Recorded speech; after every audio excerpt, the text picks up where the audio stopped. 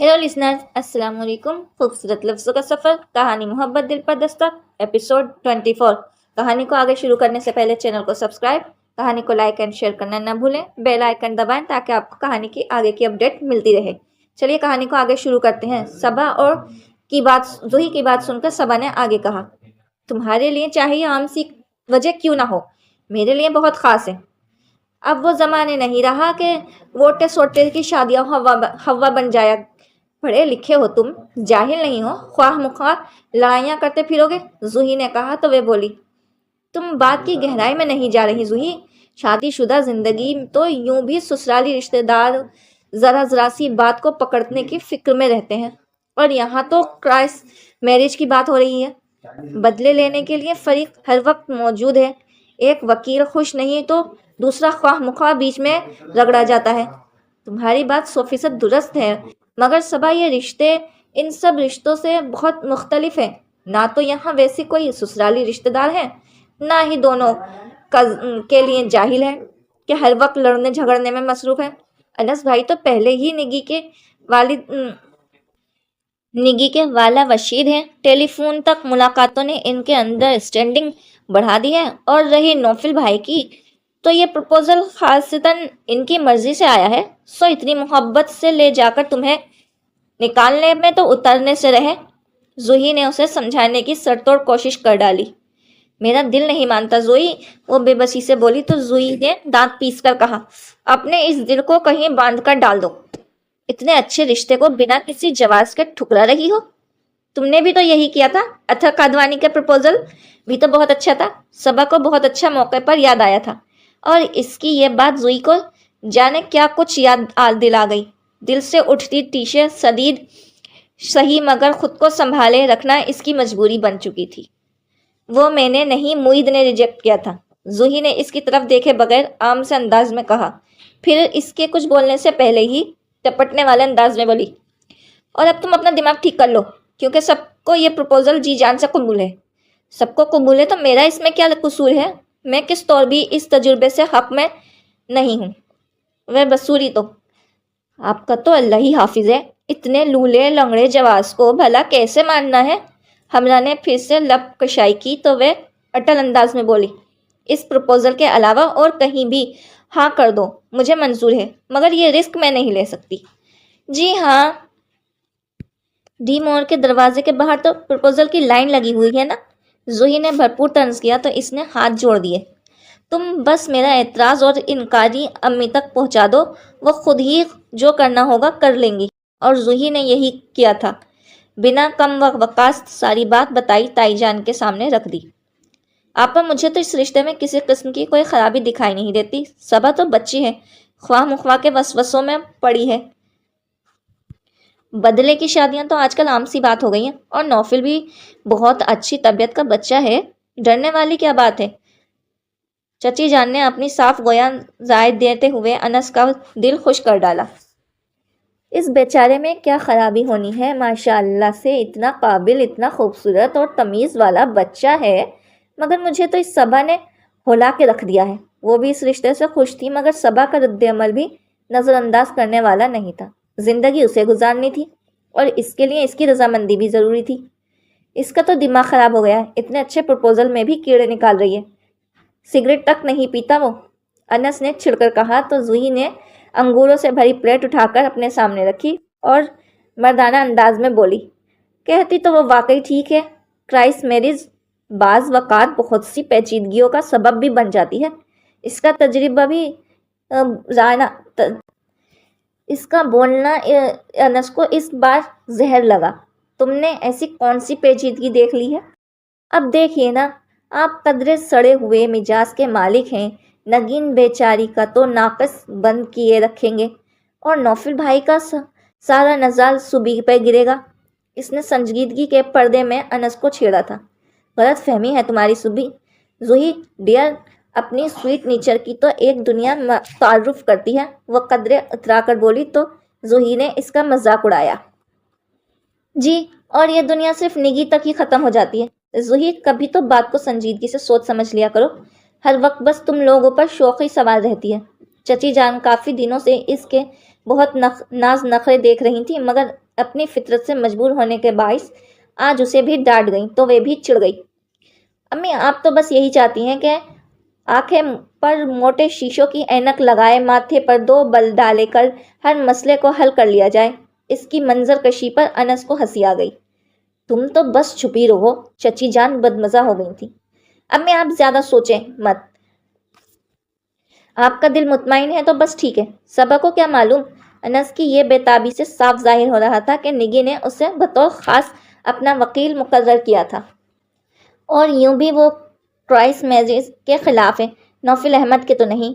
زوہی دور کی کوڑی لائی تھی، اسے بلا جواز نوفل کو ریجیکٹ کر دینا اچھا نہیں لگ رہا تھا۔ اس پر مسترز اور اس گھر کی ہونے والی بہو کا بھائی بھی تھا۔ صبا تو بچی ہے آپا، اسے ان معاملات کا کیا پتا۔ ہم یہاں کون سا نگی کے لیے بندوقیں لیے بیٹھے ہیں جو وہاں صبا پر ظلم و ستم بڑھائے جائیں گے۔ باقی گھر تو لڑکیوں کی قسمت سے بستے ہیں، جن کی ون شٹے کی شادی نہیں ہوتی، وہ کون سا اپنی خوشیوں کی ضمانت لے کر سسرال جاتی ہیں۔ اور پھر اس کی سسرال میں ہی کون، نگی بیاہ کر یہاں آ جائے گی، پیچھے ایک بیچاری ساس اور نوفل ہی ہے۔ ماحول تو اسے خود بنانا ہے وہاں کا۔ چچی جان نے جس قدر مدلیل انداز میں سمجھایا تھا، اس سے صاف ظاہر تھا کہ وہ مکمل طور پر اس رشتے کے حق میں ہے۔ اور اعتراض تو تائی جان کو بھی نہیں تھا، مگر صبا انہیں الجھا کر رکھ دیا تھا۔ میں تو شام سے پہلے ہاں کرنے کو تیار ہوں، مگر پہلے کوئی اس لڑکی کو تو سمجھائے۔ انہوں نے تو پریشانی سے کہا تو خاموش بیٹھی حملہ نے آسان سا حل پیش کر دیا۔ مود بھائی سے کہیں، پھر دیکھیے گا آپ بھی کیسے ہاں کرتی ہیں۔ واقعی وہ خود سمجھائے گا اسے۔ چچی جان کو بھی یہ حل پسند آیا تھا۔ زوہی لب بھیجے ہوئے انگوروں کے گچھوں میں سے خشک انگور تلاش کرنے لگی۔ جب ابو جان اور چچا جان کو کوئی اعتراض نہیں تو پھر انس جھنجھلا کر کہنے لگا کہ چچی جان اسے ٹوک گئی۔ آپا صحیح کہتی ہیں، جس کی زندگی ہے اس کا فیصلہ اس بات میں ہونا ضروری ہے۔ اب زبردستی شادی تو نہیں کریں گے ہم۔ اگر صبا گھبرا رہی ہے تو اسے سمجھایا جا سکتا ہے، مگر اس کی مرضی کے بغیر اس سے ایسا کچھ نہیں ہو سکتا۔ وہ کھنجل سا سر کھجانے لگا، پھر فراخ دلی سے بولا، سوری، تم فی الحال اس بارے میں نگی کو کچھ مت کہنا۔ اس کے بھائی کا معاملہ ہے، خواہ مخواہ اس کا دل برا ہوگا۔ تائی جان نے اس کو تقلین کی تو اس نے فرما برداری سے اس بات میں سر ہلا دیا۔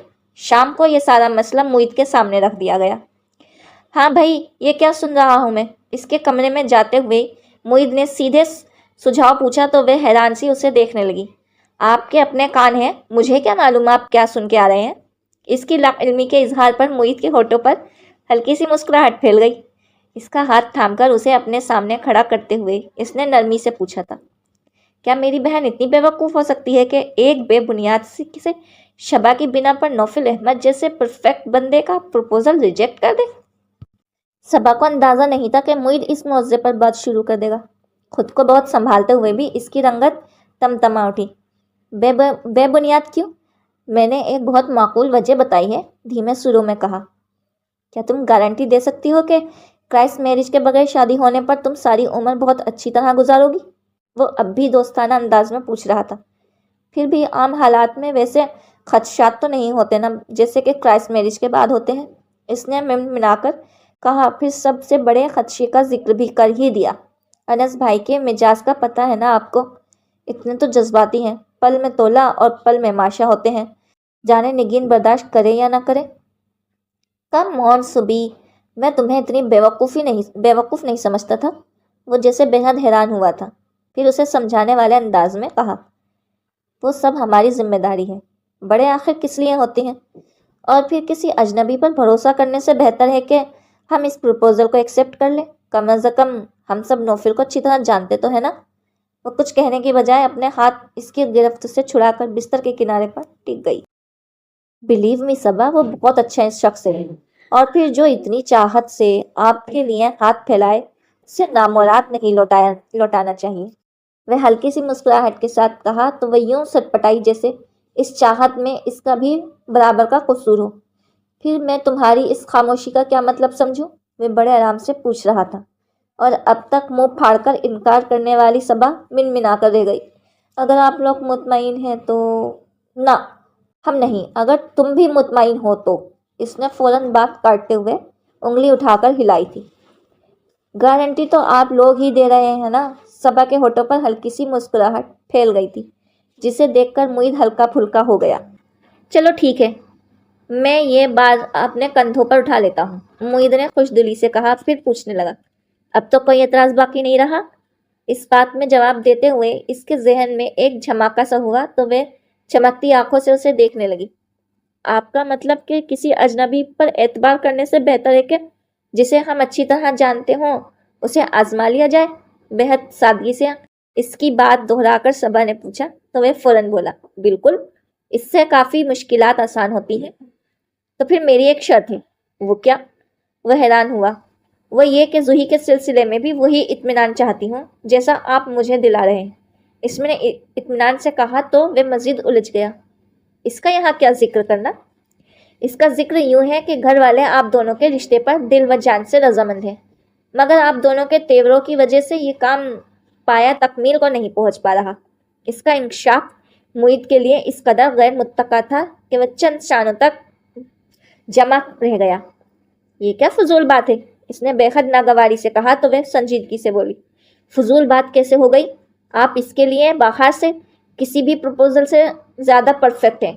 اس وقت بات کچھ اور ہو رہی ہے صبا۔ وہ بہت سنجیدہ تھا۔ مگر دونوں باتوں میں بہت زیادہ فرق نہیں ہے معید بھائی۔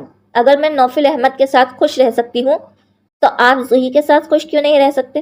صبا نے اندر سے خوف زدہ ہوتے ہوئے بھی کہہ ہی دیا تھا۔ اس کی تو یوں بھی دلی خواہش تھی کہ زوہی اور معید کی شادی ہو جائے۔ بے وقوف ہو تم صبا، میں کچھ کہہ رہا ہوں اور تم کسی اور مسئلے میں الجھی ہوئی ہو جو تمہارے اور دوسروں کے بالکل بھی نہیں ہے۔ معید کے انداز میں خفیف سی جھنجھلاہٹ در آئی تھی۔ میں بھی آپ کو خوشگوار زندگی کی گارنٹی دے رہی ہوں، صبا نے کہا تو اب کی بار معید نے اسے ڈانٹ دی۔ خاموش رہو تم، یہ سب تمہارا مسئلہ نہیں ہے، اور نہ ہی شادی بیاہ ایسے رشتوں میں کہ جنہیں مشرت انداز میں طے کیا جائے۔ جب یہ مسئلہ میرے سامنے آئے گا تب دیکھا جائے گا۔ اس کا انداز بے حد قطعی تھا۔ صبا دل محسوس کر رہ گئی۔ تو پھر میں سب کو اطمینان دلا دوں؟ وہ قدرے خوشگواریت سے بولا تو اس نے خفوفی سے کہا، جو جی میں آئے وہ کہہ دیں۔ اوکے، پھر دوبارہ کوئی شوشہ مت چھوڑنا، میں تو جا کر تمہاری رضامندی ہی شو کروں گا۔ وہ طمانینت بھری مسکراہٹ کے ساتھ بولا تو نہ چاہتے ہوئے بھی ہلکی سی مسکراہٹ نے صبا کے ہونٹوں کو چھو لیا۔ ہیلو۔ نگی کا انداز بے حد عجلت امیز تھا۔ سارا دھیان کچن میں لگا ہوا تھا جہاں وہ کیک کا امزہ نوری کے رحم و کرم پر چھوڑ آئی تھی۔ کتنے رشتے، کتنی سنگی، کتنے لوگ۔ دل کے شہر کا ایک ہی باسی ہوتا ہے۔ گھر میں رہنے والے بندھن ہوتے ہیں، دل میں بسنے والا ساتھی ہوتا ہے۔ زندگی سے بھرپور لہجہ اس کی تمام تر توجہ سمیٹ لے کر لے گیا۔ آپ ہیں۔ دل کی دھڑکنیں خوبصورت سی لے پر دھڑکنے لگی۔